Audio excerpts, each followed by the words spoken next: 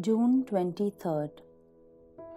I call with all my heart, answer me, Lord, and I will obey your decrees. I call out to you, save me, and I will keep your statutes. I rise before dawn and cry for help. I have put my hope in your word. Psalm 119, 145 to 147. There is a close relationship between prayer and the Word. Both are means of communication between God and us. We see this relationship in each of today's verses. 1. David is calling out to God with all his heart, seeking his answer, and he is promising to obey his decrees. 2.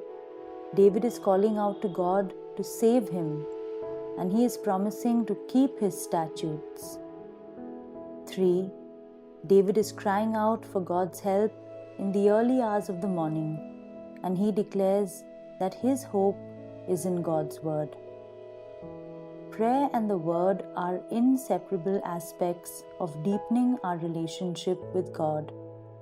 Just like prayer, reading the word is also a conversation with God. He speaks, and we respond with obedience and trust. Interestingly, David's promises to obey God's word in this stanza start out as conditional upon God answering his prayers favorably, and then they just shift to being unconditional. Spurgeon writes of this connection between prayer and the word in David's life.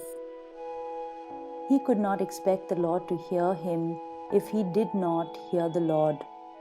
Neither would it be true that he prayed with his whole heart unless it was manifest that he labored with all his might to be obedient to the divine will. His object in seeking deliverance was that he might be free to fulfill his religion and carry out every ordinance of the Lord. He would be a free man, that he might be at liberty to serve the Lord.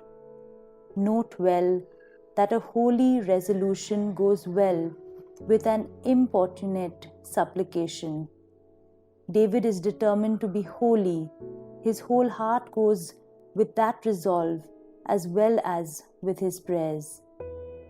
He will keep God's statutes in his memory, in his affections, and in his actions. He will not willfully neglect or violate any one of the divine laws.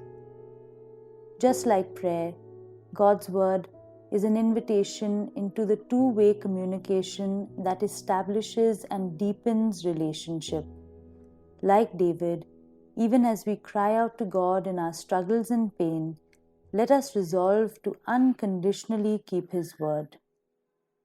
Today's decree: my relationship with you will be deepened through my obedience of your word.